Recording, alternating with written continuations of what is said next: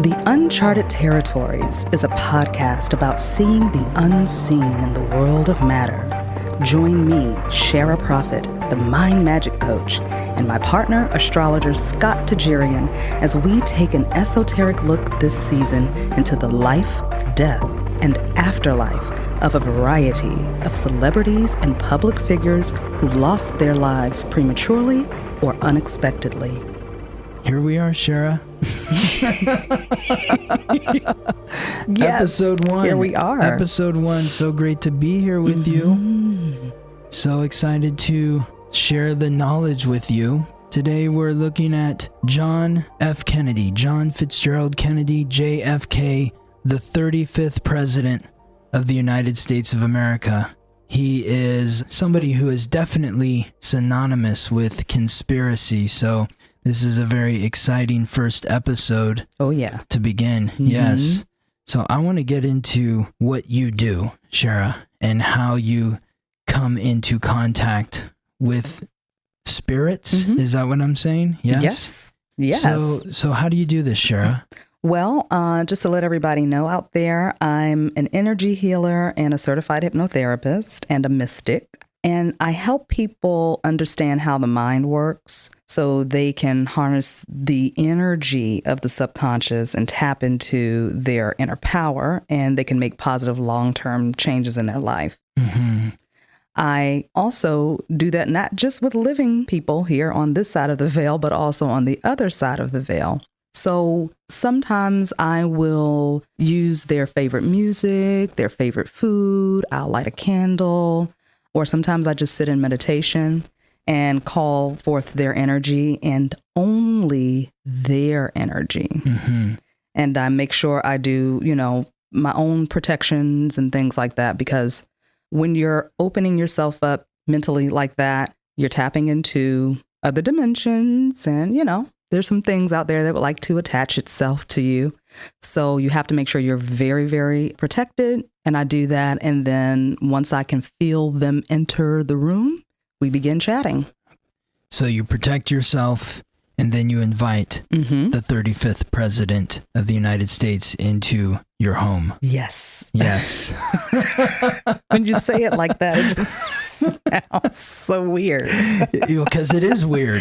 It is. But that's why I love it. That's why I'm here, because it's weird. Yes, it's fascinating. And so the way that we're doing this is Shara's going to communicate what she has learned from the spirit of JFK, and I'm going to look as an astrologer. Astrology is a language that communicates how the planets and stars influence life on Earth, and as an astrologer, I'm an interpreter of this language. So I'm looking at JFK's astrological code, where the planets and stars were aligned the day that he was born, and then I'm looking at how the planets and stars were aligned in relation to his astrological code on the day that he was assassinated. And then we're comparing notes basically here. Yeah, yes. I'm excited. Yes, I'm excited. I'm very excited. So tell me, how did you bring JFK into your domicile? When he came in very cool, kind of carefree, nonchalant, and his energy felt light to me. It didn't feel heavy the way I thought it would, and it felt very, very light. He was smoking.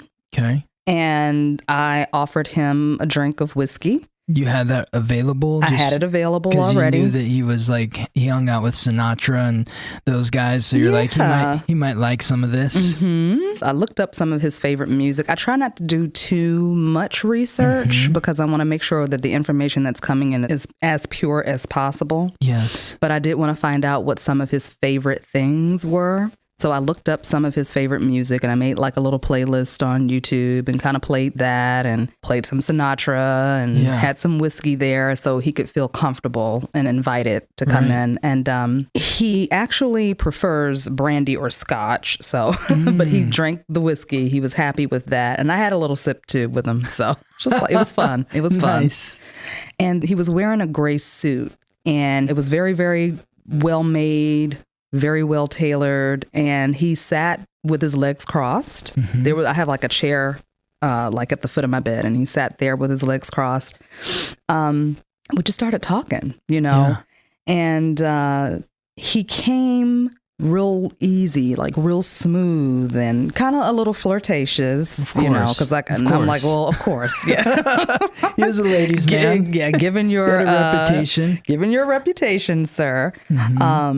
But very, very gentlemanly. Like I never felt disrespected or anything. It was just very, very smooth. And he seems to be at peace where he is, which is good, because sometimes when they have such a tragic ending, it's very difficult for them to find their peace. But, that happened a really long time ago. Sure. So he's had some time to kind of go through that process. Now, that doesn't mean that just because the time has passed that every single person who passes over has that same experience. Some of them are still having a difficult time. But he came in very easy. But there is like a subtle darkness and a deepness, that's also there. And like there's just like this acceptance that he kind of has. And it's kind of like a layer of regret almost kind of underneath it. And I guess with what I do, I can kind of tap in to see beneath that exterior. Yes. So even though he came in really cool and he was at peace, there was like this deep regret, but also an acceptance of what happened. But also I really kind of wish it didn't happen that way, but it is what it is. And this is where I am now. That kind of a thing. Totally. Right. And, and he does wish that it ended differently, for sure. I mean, for obvious reasons, children and people who loved him. Yeah. And for all intents and purposes, he enjoyed living, but there was a lot of stuff that we'll get into. Okay. Yeah. Right. We'll definitely get into that. Just to kind of confirm some of what you're talking about here, like especially you said how he was charming when he came into the room. So JFK is a Libra rising. That means the sign that was ascending along the horizon when he was born was Libra. And Libra, the ascendant, this is your outer shell, your face, your body, your personality, the essence of your soul. This is what you're showing people when you are around those that you don't know, or in situations where you feel threatened, uncomfortable. If you're in places that are unfamiliar, what you're showing is your rising sign. So JFK was born with Libra rising on the horizon, so that's what he would show you initially. Libra is symbolized by the scales, which represents balance, harmony, equanimity, grace, charm. It's an air sign. Air is synonymous with communication because you hear communication, you hear words through the air. And it's ruled by Venus. Venus is Lady Luck, the goddess of love and beauty. And so people that are Libra rising typically are very charming, especially with people that they don't know. Now, the darkness that you talked about, he has a lot of 8th house energy. He has the sun, which is the giver of light, life, and vitality. Mars, which is the god of war. Mercury, which is the planet of communication, the guide of souls of the underworld, messenger of the gods. Jupiter, the god of thunder, Lord of Justice, and then Venus, which we mentioned earlier. All 5 of those planets are in the 8th house, which is the house of death. This is associated with the 8th sign, which is Scorpio. It's the deepest, darkest, most passionate sign. So this would reflect his sort of dark inner nature, where even though he's charming, he's got the shadow side. That makes perfect sense because that's exactly what I picked up on. Cool. Okay. I love it. Yes, yes. Awesome. Well, let's get into his childhood. Okay. Yes. Let's start at the beginning. Okay. So, strict mother, absentee father. Okay. Strict mother and absentee father. And also, before we get too deep into it, I want to talk about the overall theme of life. Yes, right? The theme of his life. You asked all of our subjects, right, what the theme of their life was? Yes, indeed. And his was... So the overall theme of life for JFK was responsibility. He felt like it was his responsibility to play out his role, even though, as we will find later on, even though that was not necessarily his true calling in life, but it was programmed into him as a child through his parents because it was the family business, you know? And he felt this deep responsibility, not only to his family, but also to his country. And because of that, a lot of things that transpired throughout his life was a reflection of that inner conflict, you know? So let's talk a little bit about that childhood. So strict mother, absentee father, dad worked a lot, but the household overall was loving. It was a loving household, but it definitely had its dark closets. You know what I mean? Like had its things going on, but for the most part, he says that it was a loving household. Just to back up what you just said, strict mother. So Saturn, which is the planet of limitation, the planet of responsibility, hard work, mastery. When JFK was born, it was in Cancer. Cancer is the sign that's associated with the mother because Cancer is ruled by the moon. The moon is the mother. It was in the 10th house, which is the house that Saturn rules because Saturn rules Capricorn, which is the 10th sign, 10th house, 10th sign. So having that planet of restriction in the sign of the mother would indicate a disciplinarian as a mother. Yeah. The 10th house is also the house that is often associated with the mother. The 4th house, the house of home, is actually associated with the father, though it can go either way. But I found it interesting that you said absentee because the 4th house, Uranus, which is the planet of rebellion, independence, the unexpected, it's the unique nature, was in the sign that it rules, Aquarius.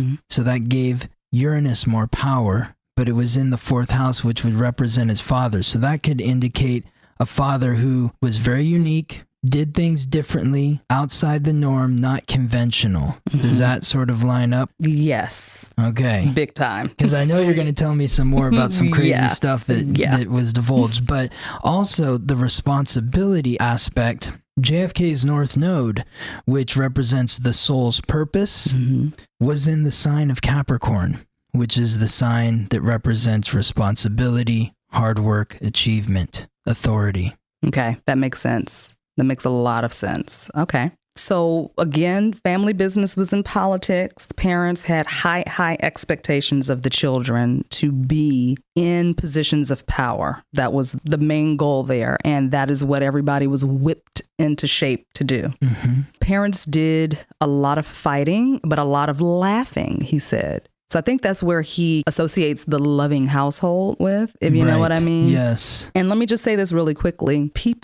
All people tend to have their own interpretation of what their childhood was like. You know what I mean? Totally. So to us, we may be like, oh, that's weird or that's too much. But because they grew up in the household, you know, what appears to be dysfunctional for me may be completely normal to you. Right. Or to the sibling. You're raised in a different household than your brothers and sisters because you're being brought up at a couple years difference, few years difference. It's a different household. But you can also see the difference in the astrological codes, how each child is going to have their own unique experience of what it was like to be raised by the same two parents. Exactly.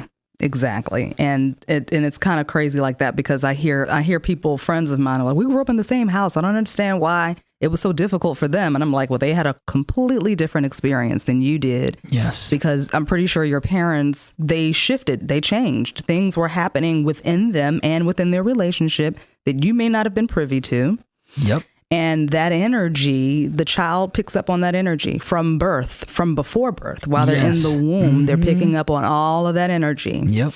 So you may have come along at a time where things were really great and smooth, and that was your interpretation. But by the time your sister or your brother came along 5 years later, it was a totally different scenario. Yes. So I want people to just keep that in mind. Absolutely. It's a great point. Yes. Okay. So a lot of fighting, a lot of laughing between mom and dad. Now, mom was having an affair with a businessman who he's saying he was a professor in town. Again, I'm not sure how accurate this is. I'm totally reading energy. So if anybody out there has any concrete evidence for that, I'd be more than happy to hear that. He was a close friend of the family, this person that mom was having an affair with, allegedly, I should say. Mm-hmm. And mother thought that no one knew. This is him telling me this. Mother thought that mother thought no one knew, but all us kids knew about the affair. But we didn't blame her because dad was gone a lot working. Mm-hmm. Okay. So this gives me the inclination that the father was probably what we call in the hypnotherapy world an emotional sexual. An emotional sexual tends to put their work life and money as the priority, while on the opposite end of that is a physical sexual who tends to put sex, love, relationships at the very top of the list. Okay. So you can think about that in your own relationships. Yes. Interesting. Mom wanted dad's attention. I feel like mom was probably a lower physical sexual because she was able to compartmentalize, and a higher physical sexual will sometimes become very clingy. But I think she learned his behavior. And so she learned how to kind of operate and navigate within that behavior so that she could survive. Yeah. Pretty much, you know? Okay. And dad was always gone. And he also had many affairs. So this is very, very telling. Well, yeah. How he formed his relationships as he got older. Totally. Mm-hmm. Totally. And I just keep thinking about this Uranus in the 4th house in Aquarius. This doesn't sound like a normal family. No. Or the Ozzy and Harriet type of, they did their own thing. And it maybe wasn't news. It was kept under wraps or whatever, but you do you, I'll do me, and that's our agreement. I think people in those positions think that in their minds, the most important thing is the position, is the big grand goal. So yes, feelings, emotions, and things like that tend to be buried. And the way they tend to deal with it is through extramarital affairs, alcohol, drugs, whatever, overworking, burying themselves in things that help to numb the pain. Wow. So they were raised Protestant. I see Christian, Catholic, and then Protestant. Okay. I don't know why that's there, but he was Catholic. Okay. Yeah. I think because that was a big deal. He was the first Catholic elected to the presidency. It was a big scandal. Okay. Whoa, a Catholic. It's crazy. I wrote down Christian/Catholic -Protestant. So from his point of view, there was no sexual abuse in the home. Okay. So he said sometimes dad would get really physical with us boys, and there was a lot of mental, emotional, and verbal abuse, but it was all a part of the conditioning process. Okay. Because he had to whip them into shape for this life. And so he goes on to say that he and his brothers, they loved each other. And there was like this friendly type of competition. And there was some jealousy. I mean, come on, it's got to be when you're raised that way. And I'm pretty sure mom and dad played into that as well. The competition. They wanted the competition because they wanted their kids to be the best. Exactly. And so they had to pit them against each other a little bit. Yeah. I've talked about Uranus being in the 4th house in Aquarius, but his 4th house line is actually in Capricorn. And that's all about achievement. That's structure. That's being rigid. That's about you've got to set goals, family goals. That's what the 4th house in Capricorn is all about. And that's where JFK's was. Yeah, that makes perfect sense. Yeah. And then he said mainly the jealousy was Bobby and Teddy being jealous of him. Bobby and Teddy were jealous of him. Teddy was jealous of Bobby. All three of us were jealous of their sister. Okay. Because she was kind of like the weird one, but in a cool way. And they were jealous of her freedom pretty much. The fact that she kind of just, did whatever she wanted to do. Sure. not as much pressure on her, maybe. Yeah, and she was a bit of a black sheep, and the parents didn't have as high of an expectation of her because all of the pressure was put on the boys. Okay. To go into this arena of politics. Yes. So it was very interesting dynamic in the family unit there. Well, and there was an older brother too, Joseph Kennedy. Yes. He was the oldest.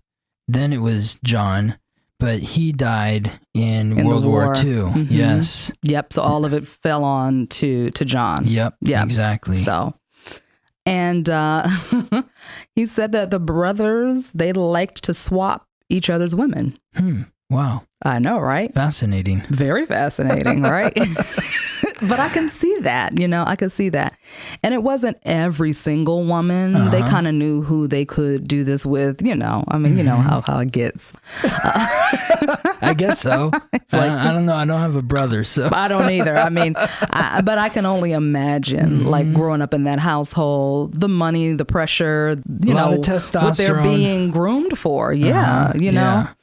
And I mean, all of that plays into that power, that power building, that masculine power building. And I'm pretty sure they had a lot of women who were willing to be swapped. Yeah.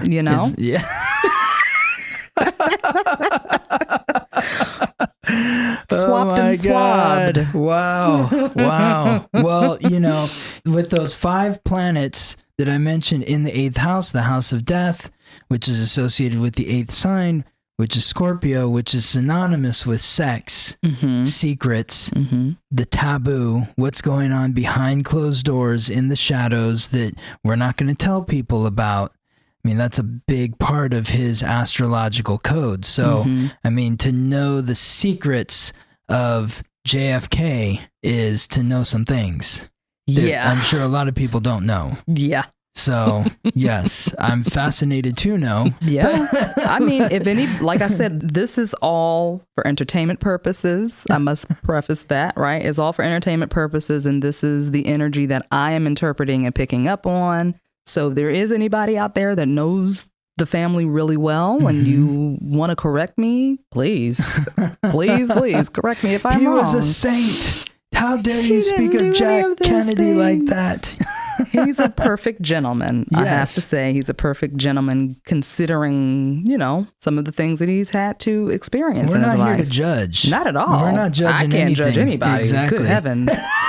Wait till somebody does a mediumship on me. Oh, boy. When I pass over. I was like, oh, my God. I didn't know she did all of that. Yeah. You got 8th house planets, I'm pretty sure. Oh, yeah. Hello. Yeah. So childhood-wise. I also want to say one other thing about the childhood is the moon represents the childhood, because when you look at the moon and you see the moon in the sky, you're able to see it because it reflects the light of the sun. Therefore, the light that's emanating off the moon is literally past light. Therefore, the moon represents your past, your upbringing, your childhood. And JFK's moon was in Virgo when he was born. So Virgo is all about perfection. It's about focusing on the details. It's about really being analytical and driven in his emotions to really find that perfection at whatever he's doing. So that could also be some of the rigidness that he felt in his upbringing. Like, it's not good enough. Yep. Got to be better. Got to be better than that. Yep. So just continual pushing. Yeah. And that pushing ultimately kind of was his undoing, to be honest, We'll go deeper into that as we continue on with this adventure. Yes. This deep dive. And when you're talking about the relations and that sort of stuff, and this is why there's no judgment at all, because JFK, he was born with the sun, which is the giver of light, life, and vitality. This is the battery that's charging your human ship. The sun and Venus, the planet of relationships, were both in Gemini when JFK was born. Gemini is symbolized by the twins. There's 2 of them, so expecting a Gemini, somebody with the sun and Venus in Gemini, to keep their eyes trained on one person at all times. Yeah. I mean, it's not really a fair task for them. I feel bad for all the Geminis out there that live in this world where it's like, you have to be with one person for the entirety of your life. It's like, no, that doesn't really work for them. So I don't blame him for having a wandering eye, or if he was hooking up with his brother's girlfriend or whatever it may be. I mean, they want to try it all. They want all 32 flavors. Yeah. They're here to learn a little bit about a lot. And JFK's North Node, his soul's purpose, was in the third house. In addition to being in Capricorn, the third house is associated with the third sign, which is Gemini. So he was meant to be curious. Yeah. He was meant to learn a little bit about a lot, be intimate with a lot of women. Yeah. Gotta, dip and dive into all of the experience. That's it, Shara. Yes. Take a little splash. Yeah, that's right. Absolutely. Okay, well, that is a great segue. Let's talk about his life. Okay, so we already talked about the running theme of his life was responsibility, right? Yes. In his words, as we were communicating, I had a responsibility to the world to make it a better place. And he really wore that badge of honor. He really, really did, you know. It was not a show. It was not to try to make people think he was better than he is. That was really how he felt. That's how he operated. And then he said, that is what killed me. Tell me more about that. Yeah. So he said that he spent his life living up to that responsibility. Though he was groomed for politics, he really wanted to be a musician. That was his heart's desire. And I don't know if many people knew that. He loved the piano. He also loved the saxophone, and he loved singing, but was never allowed to really, he was allowed to play with it a little bit, but it wasn't nurtured. It really wasn't nurtured. And his father insisted on a career in politics. So here we have a creative, sensitive being who wants to play in the arts, who wants to use music as an outlet, and is being constricted and not allowed to do that. Even if he was taking lessons and things like that, I don't know for sure, but I'm picking up that he really wasn't allowed to do that. If he did play a little bit, it wasn't because it was nurtured. You know what I mean? Yeah, it's probably more just to have the variety of the experience. Yeah, but that's not what you're doing. Culture him and to make him well-rounded. Exactly. But you know what the focus is, you know? And he said that he wanted to be a composer. That was one of his dreams. And the anger that he felt towards his parents, it manifested in his kidneys and in his lower back. That is wild. That is super wild. The reason is because when I think of music and I think of astrology, I think of two signs. I think of Pisces because that's dreams. Music takes you into an ethereal world, a dream world. But I also think of Libra because Libra is about harmony. And music is harmonizing. Libra is an air sign. Music is communication, communicating beautiful harmony. And his ascendant, as I said earlier, was in Libra. And Libra is the sign that rules the kidneys. So it's almost interesting. Him not being able to fulfill that creative expression that he wanted, it rematerialized in some nefarious way in his kidneys. And that's exactly the part of the body that is ruled by Libra. Yeah, that makes sense. Trips me out, yes. Well, that's what happens. If you do some research, you can kind of find out for yourself that the majority of illnesses, diseases take place in the body because of unprocessed emotions or suppressed emotions. And so this is a perfect example of someone who was not allowed to channel that energy and have that creative outlet. They were forced into something and programmed to think that that was their purpose. But the subconscious mind always knows the truth. Exactly. The core of your truth lives in your subconscious mind. So it does not matter what program you're running off of. At the core of you, if you're not living the life that you truly are here to live, it will and can take you out of here. Yep. Whether it's a bullet to the head or a heart attack.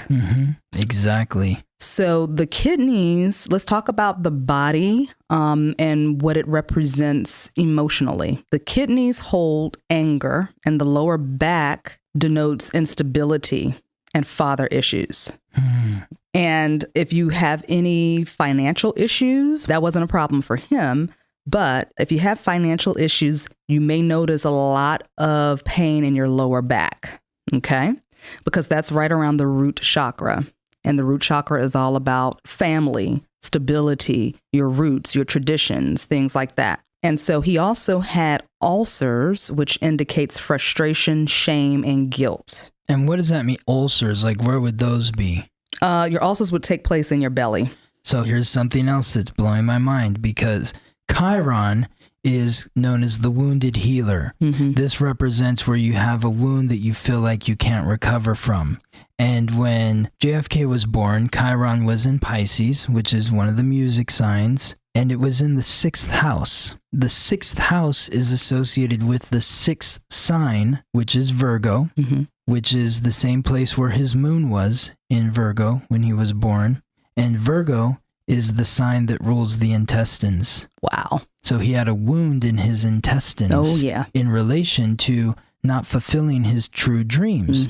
Pisces is dreams. So the wound was in the dreams, in the intestines, and it rematerialized in his intestines. And that makes absolute sense, because usually when we're experiencing issues in the stomach area, that's usually related to some sort of issue with the mother. So both of his illnesses reflected his relationship with the parents. Yes. Wow. Yeah. Wow. The moon in his chart was also in very stressful alignment with his Venus. So the mother and his relationship with women, there was stress and tension there. Yeah, absolutely, big time. He took antacids at least 2 times daily. And then again, he says, I was conditioned to do this job, but deep down, I didn't want to. Wow. But that was something that he kind of knew in the back of his mind while he was here, living in the physical realm. But it didn't really become that clear to him until he passed over. What became clear? That he shouldn't have been president, or that he should have done what he wanted to do? That deep down, he didn't want to do that. Yes. But he was programmed to believe this is what I'm supposed to be doing here. But there was just this thing within him that wanted to do the other thing. But if you're told from a very early age, no, this is what you're doing, this is right. Yeah. That thing gets pushed all the way to the back, but it does not leave. And it can show up in your life in many, many other ways, That's how the planets send you a message. When you get sick and something happens to your body, it's time to start paying attention to what's going on inside of you. Yeah. Mentally, emotionally, spiritually. Yes, absolutely. And this also contributed to his drinking as well. He was in a lot of pain. So the drinking would help take away the pain, or make him forget about it. Yes. There was also a host of STDs present. Okay, including nice. All right. I mean, it's kind of expected given his extracurricular activities. Again, no judgment, right? None at all. Those included genital warts. He also had blinding migraines that started when he was in college, he says. Well, I would also attribute the migraines to the 6th house in Chiron, because the 6th house and Virgo are both ruled by Mercury. Mercury's the mind. So that's a wound to the mind in a sense. Yeah. And his moon in Virgo, again, ruled by Mercury, the mind. Yeah, exactly. I hope you guys can see how all of this is tying together. So take care of your mind, okay? Yes. Listen to what your intuition is telling you. Yeah. So he said that the migraines got worse after his brother Joseph passed away. They got worse. More pressure now. There's more pressure, exactly. Yep. And he said the pressure was on him to take the place of his brother, who was being groomed to become president. And the head is also what we call the crying region. And this is where you have to make decisions, okay? So this is kind of, where you're your thought process flows in, and now you have to make all of these decisions. And also the weight of the world is on the shoulders. So when you hear people say, oh, I feel like I have the weight of the world on me, that's a true thing, because now the decision is on you. Yes. The pressure is on you.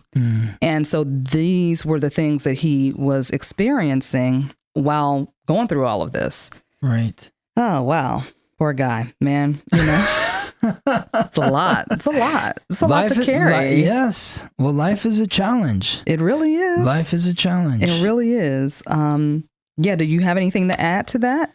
Well, Jupiter is in alignment with his midheaven. The midheaven is the highest point in the sky. Okay. And so Jupiter is the planet of expansion. So that would create what he was meant to do in this life, makes it bigger, bigger, more pressure there. And then having Saturn, as I said before, in the 10th house, Saturn rules the 10th house. Saturn is the planet of achievement. So really needing to achieve, a lot of pressure to achieve.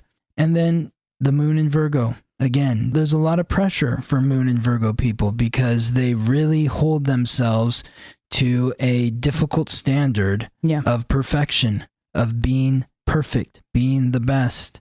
So, well, that also, like I said, contributed to his drinking. Okay, he drank 4 to 5 times a day. 4 to 5 times a day. That doesn't mean that it was 4 to 5 drinks. It was just 4 to 5 times a day he drank. That could have been 2 to 3 times each time. Sure. Well, the drinking I attribute to Chiron in Pisces, because Pisces is the final sign, carries the weight of the 11 previous signs. So that creates a lot of pressure because you feel what's going on with everybody else. Yeah. But Pisces is also, so because of that feeling, there is a need to escape. Yes. A need to escape. Pisces is also ruled by the fish. And the fish, well, you know the phrase, drinking like a fish. Yeah, yes. Exactly. Yes. So you can see why drugs or alcohol would be an issue in his life. Oh, yeah. My moon is in Pisces, and I can't drink as much as I used to, but I could put away. I could probably drink 12 grown men under the table in my heyday. Yes. So I believe it. And I didn't have half as much responsibility as he did. I was just partying. Yep. Having fun. Yeah, exactly. But interestingly enough, he said he still does not consider himself an alcoholic. He was like, I wasn't an alcoholic. It was normal. Everybody did it. He did it to take the edge off. And it was such a stressful job as president. And even before becoming president, it was a lot of pressure and a lot of stress. And he had all of these physical things going on too. So the drinking helped. Yes. It was a part of the culture. It was a part of the culture. Absolutely. I mean, women drank while they were pregnant and smoked cigarettes. Totally. So, I mean, doctors would drink and smoke cigarettes while the pregnant woman was in the in the doctor's office, I imagine. That's hilarious. Well, thank goodness people who were being born back then made it here safe. They survived. They survived, right? Children are resilient. Yes, yes. And he said that this calmed him down, and he could have gone a day without it, but he chose not to.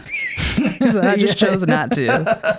Could have gone a day without it, right? I could stop anytime. I'm just not going to. It's all good. There's nothing wrong with me. Yeah. Yeah. So that is pretty much the life. The life. Yes. But we haven't even touched relationships yet. Okay, yeah. Let's talk about that. Let's talk about relationships. Yes. What did you say? So you guys heard me mention earlier about the emotional sexual. So your sexuality, which is your behavior, what you put out to the world, right? And we learn that behavior from the secondary caregiver in the family, which tends to be the father, okay? And the primary caregiver, we learn, which is the mother, we learn our suggestibility, which just means how you take in information, how you learn. So his sexuality, and this is just what I'm intuitively picking up on, because dad seemed like an emotional sexual, his sexuality would have also meant that he was an emotional sexual, okay? Because work and money was the first priority, career was the first priority, relationships and sex came at the bottom of the list. And then even though he was very, he dipped and dived and all splashed around a little bit, right? Yes. But this is actually one of the main characteristics, or I guess you could say personality traits of an emotional sexual, because they tend to want to protect themselves. Okay. They want that detachment. They want the detachment and they want that control in a relationship. Mm-hmm. So, an unhealed emotional sexual will have more than one partner. Mm-hmm. So like I said, the relationships kind of fell at the bottom of the list. Love and all of that stuff came at the bottom of the list. And so he tended to have these affairs, and it was also like a defense mechanism for him. So to detach, to avoid being hurt or rejected. Because an emotional sexual goes into a relationship expecting to be hurt. So because of that, they kind of have this wall up, and unless they do the work to heal whatever the root cause of that behavior is, then you'll see this kind of playing out throughout their entire life. Wow. So this is my interpretation of what his sexuality was, okay? And again, this played out in all of his relationships with women, his wife, mistresses, and he had difficulty connecting intimately. That doesn't mean he couldn't get it up.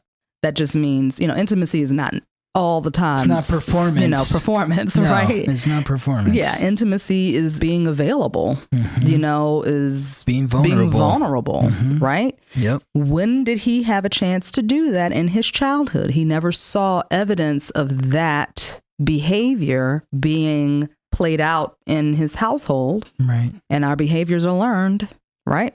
From our parents. From our parents, yeah. And from our astrological code. So that's the thing. Like, what came first, the chicken or the egg? He had the parents he had because this is how the planets and stars were aligned. Mm-hmm. When I look at it, his 7th house line, his descendant, which is the doorway of the house of marriage. Mm-hmm. This indicates what you're attracted to and what you're bringing to the relationship. His descendant is in Aries. Aries is the ram. Mm-hmm. The ram is very determined to achieve dominance so that it can lead the pack. So he was attracted to confident individuals. Yeah.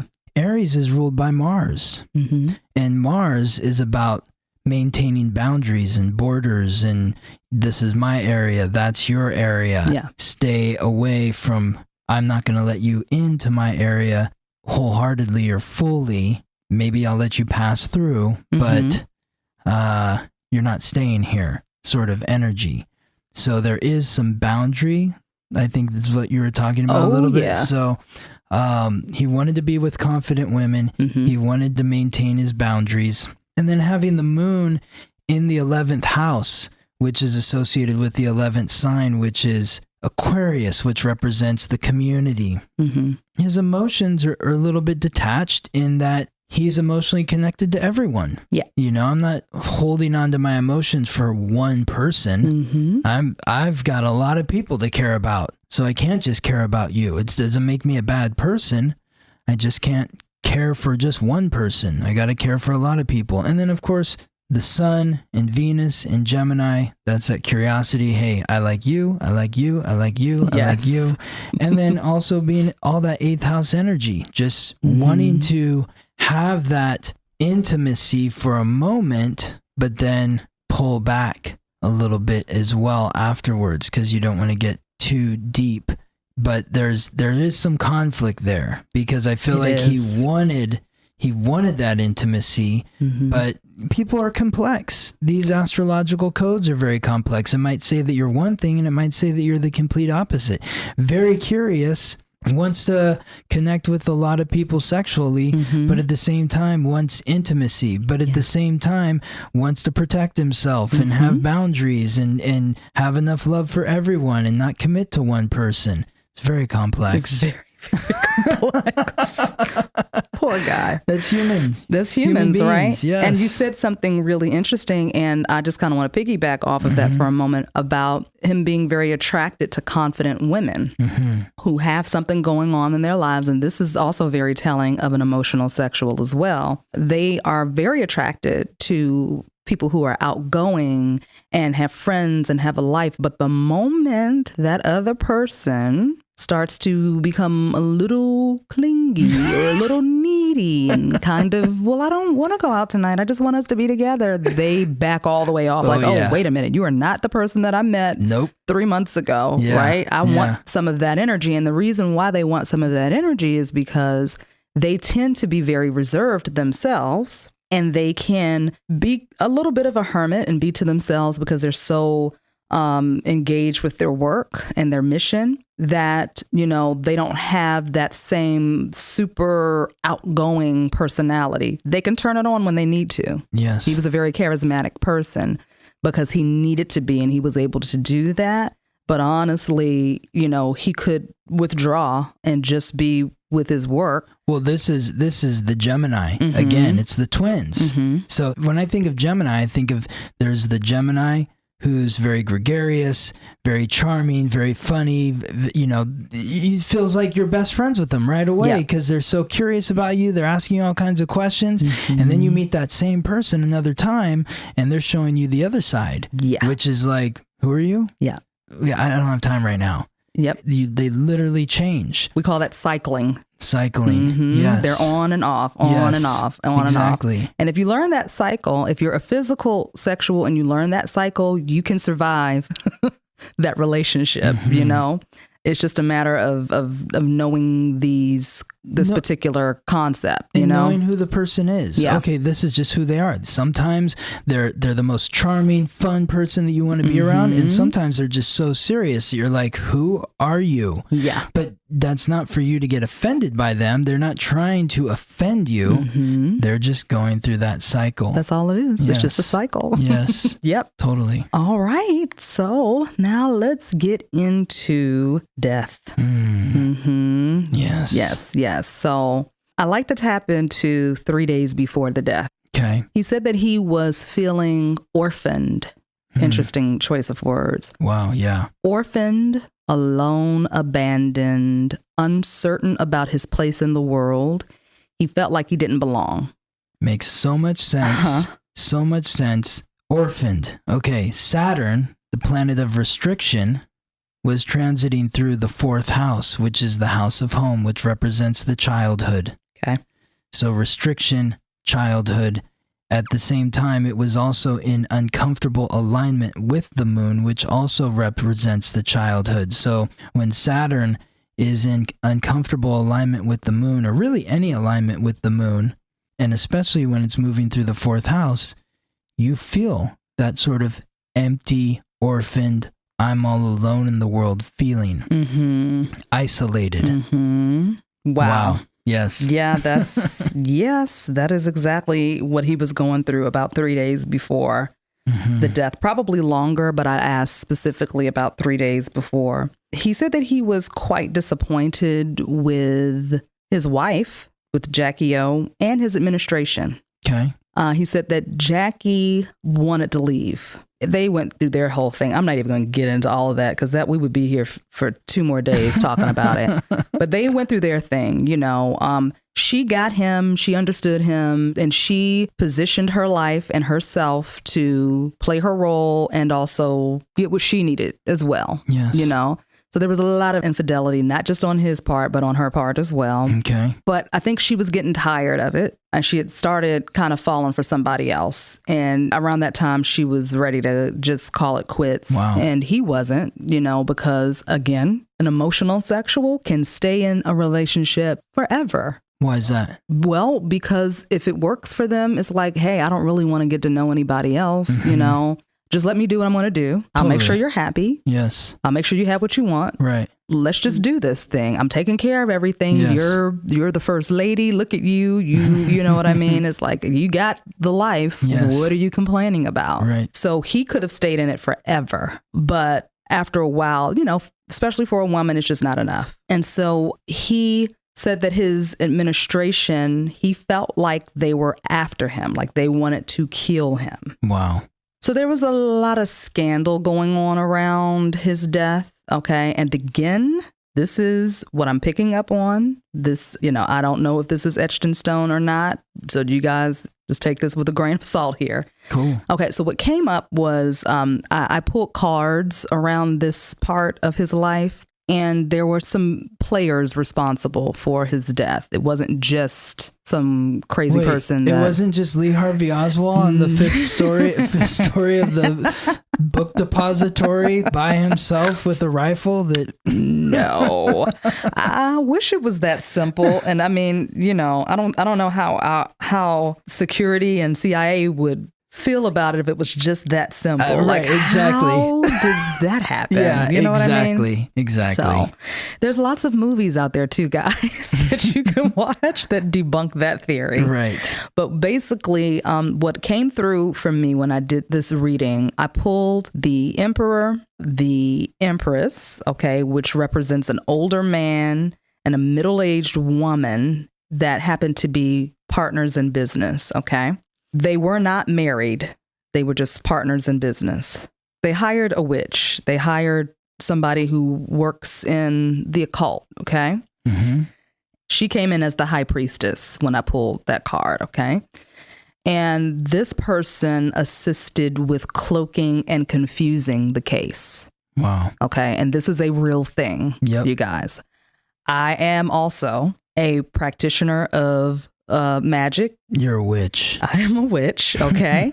So this is a thing. You can cloak and you can confuse things using manipulation of energy. So this is not some conspiracy pie in the sky thing. People hire witches all the time to do this kind of work if they're not doing the work themselves, okay? So the majority of your leaders and public figures and celebrities and things like that, they work with someone like me to assist them with gaining success and positioning themselves where they need to position themselves and move people out the way if they need to be moved out of the way. That has been happening since the beginning of time. So we can get rid of all the conspiracy and they don't hoopla. Tell you about it when they do it. They don't tell you about it. No, That's they so don't. Weird. You would think they would give a press conference that said, I just met with a witch to help me win this Oscar. Exactly. Or to help me win the election. Yeah, the election, whatever it may be. And to cloak and confuse things and to make sure nobody can really count it the right way, right? Yeah, it happens all the time. So, it's a way of life here on this planet. Magic is real and it's been in use since the beginning of time, okay? Time itself is magic, whatever. So we got to get over that, all of these people talking about, witches. Yeah. It's like, yeah, we exist. Yes. Hello, you're probably one too if you paid attention. Yes, yeah, exactly. You ever manifested a parking spot? You're a witch. Yes. I love it. So I also pulled the Page of Cups, the King of Cups, the King of Coins, and these all represented high-ranking people who hired people below them to assist with taking him out. Right. Now, why would they want to do that? Because they don't want to be attached to the death of the president? Well, that's one way, right? That's an idea. Scott, you're a genius. Well, okay, so this is the other thing that came up. I had to do a little bit of research around this. So something came up for me called the Harbinger Seals Corporation. This was a steel contracting and oceanography company. Okay. What came up was like covert operation building steel traps on the ocean floor that would magnetize a submarine, an enemy submarine, and scramble their technology. Okay. Makes sense, right? Yeah, totally. That's not woo-woo. That is something that could happen. That's probably happening right now, right? Sure. I have no idea what any of this shit means.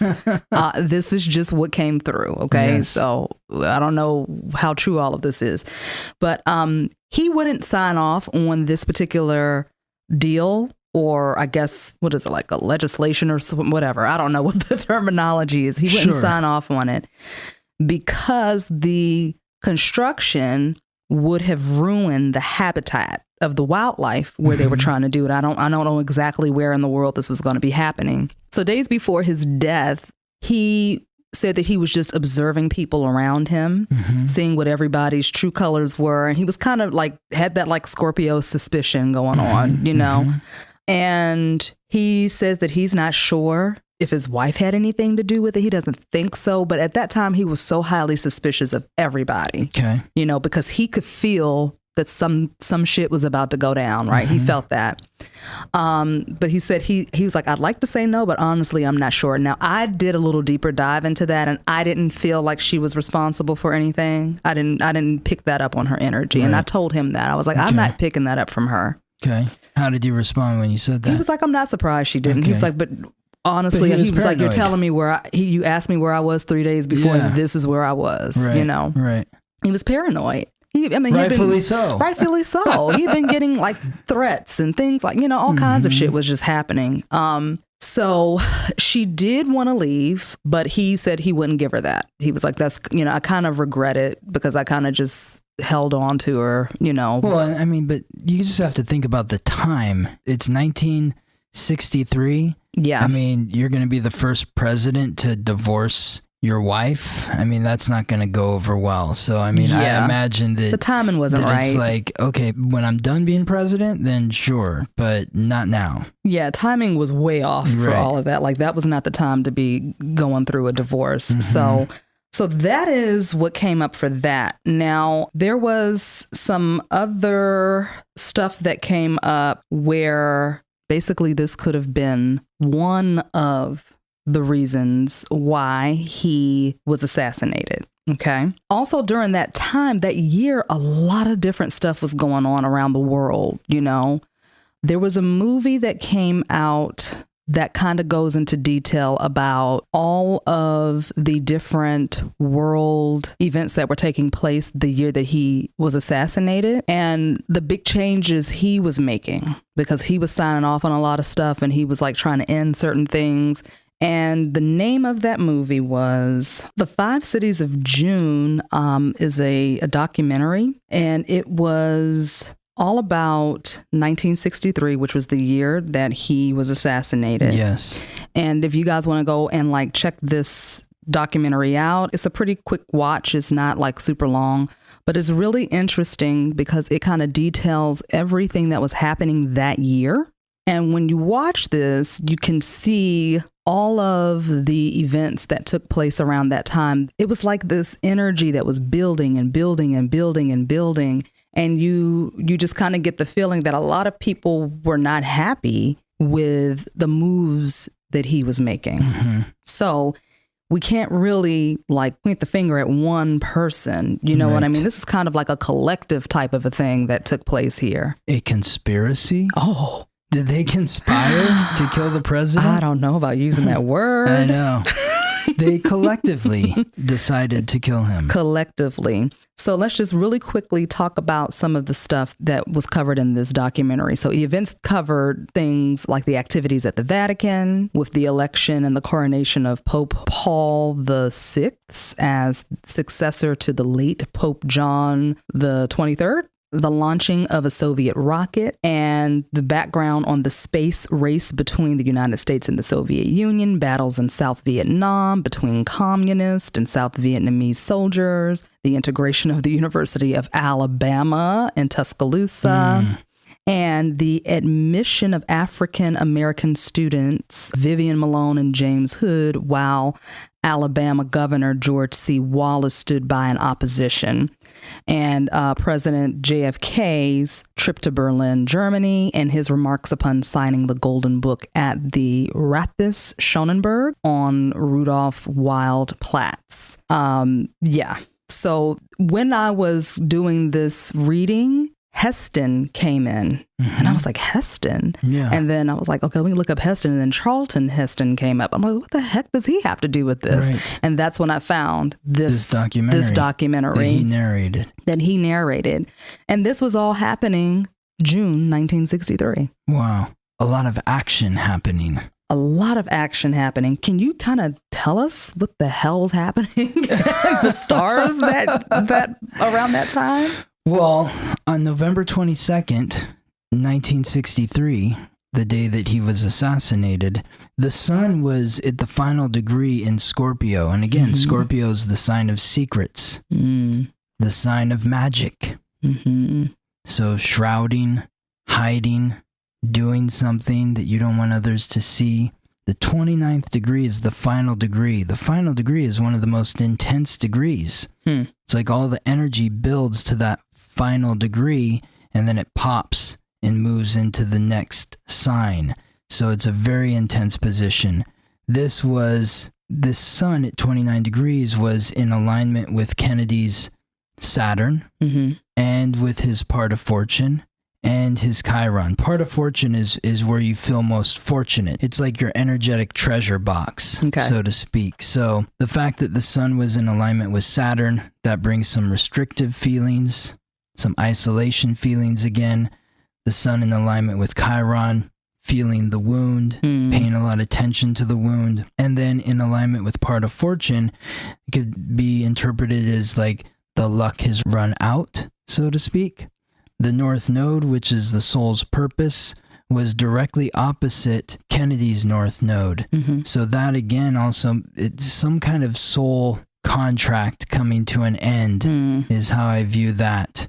Pluto, the god of death, lord of the underworld, the magic planet, the planetary ruler of Scorpio, was in stressful alignment with Venus. So that would bring about some transformation, stressful transformation to the relationship, to the marriage. And Uranus, the planet of the unexpected, was also in stressful alignment with Kennedy's sun, his identity. So going through some sort of unexpected shift to his identity, which is obviously what happened. And then it was also Jupiter, the god of thunder, the planet of expansion, was also in alignment with his sun. So having Jupiter, the planet of expansion, and Uranus, the planet of the unexpected, both in alignment with the sun, his identity, a big unexpected shift to his identity. That's what I'm seeing here. And then Saturn, as I mentioned earlier, was in an uncomfortable alignment with his moon, but it was also in alignment with his Venus. So that's restriction in the relationship. It was in stressful alignment with his Mars, the god of war, the planet of action. So just a lot of stress. A lot of stress I'm seeing here in his astrological code.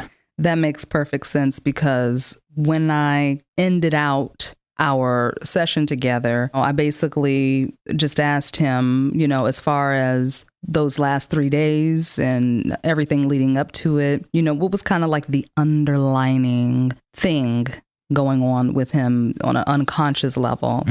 And he said something really interesting. He said, I always strive to be the best at what I did because of how I was raised. But, I think on some level, I kept going even when I knew how dangerous it was, because I was tired and I wanted it to end. I wanted it to stop. I knew unconsciously death was probably my only way out. So it's almost like he welcomed it. An unconscious suicide. Yeah. Yes. Yeah. He was tired. So just to close out this reading that I did with JFK, I asked him what was like the underlining feeling or the thing that he felt led to his death. And what he said was, I always strived to be the best at what I did because of how I was raised. But I think on some level, I kept going even when I knew how dangerous it was because I was tired and I wanted it to stop. I knew unconsciously that death was my only way out. And so it was kind of like an unconscious suicide. Yeah. Yes. I mean, you can see the pressure in the planets and stars in relation to his astrological code. And like I said earlier, with the Virgo moon, there's so much pressure on perfection. Yeah. And being the best. So with all the different planets squeezing his moon, his sun, his Venus, the emotions, the identity, and the relationship, it's almost like a pop. Yeah, it's like all of this pressure was building up from the time he was a child all the way up to his death. And because he was not living the life that he innately wanted to live, and he was running on a program instead of dealing with whatever wound was there, it drove him to this place of kind of like just surrender. Like, okay, whatever happens at this point, I'm ready to go. Mm-hmm. And even if he wasn't saying it out loud, even if it wasn't conscious thought, nothing trumps that subconscious energy. Yes. You cannot deny that. You can never deny that about yourself, your life. It will always, always win. It's kind of like there's the program that you're born with, mm-hmm. and then there's the programs that you're reconditioned with mm-hmm. through your experiences with your parents or peers or the TV or whatever it may be. Exactly. That's exactly how it goes. Yes. And the ones that we are birthed with are the truest parts of ourselves. The more you get off your innate program, mm-hmm. the more difficult life gets, the more the planets start to really grind on you to get you back to where you need to be. Absolutely. And he wasn't where he needed to be mm-hmm. in terms of his innate program. Yep. And so he got pushed, and willingly.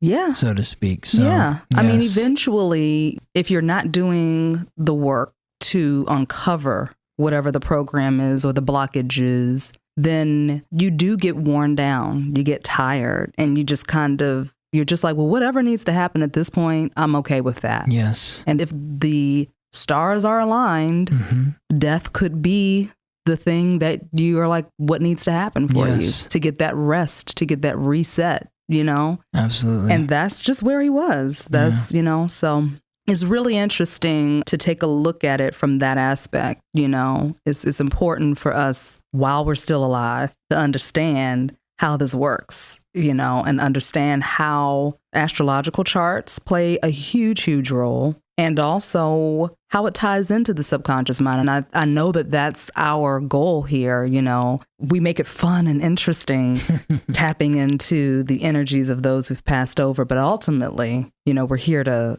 help ourselves and everybody else get a full understanding of the importance of doing that work. Yes, absolutely. Well, thank you, Shara.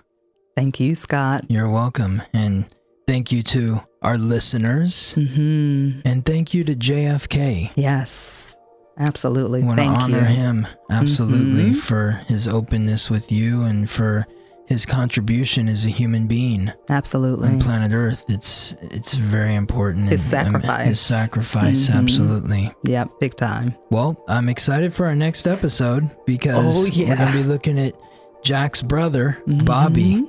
So I'm excited to get into that on the next one. Yeah, there's a lot of interesting layers to that one. Yes. That impact the entire family. So I can't wait to talk about that. Awesome. Mm-hmm. See you then, Shara. Yes.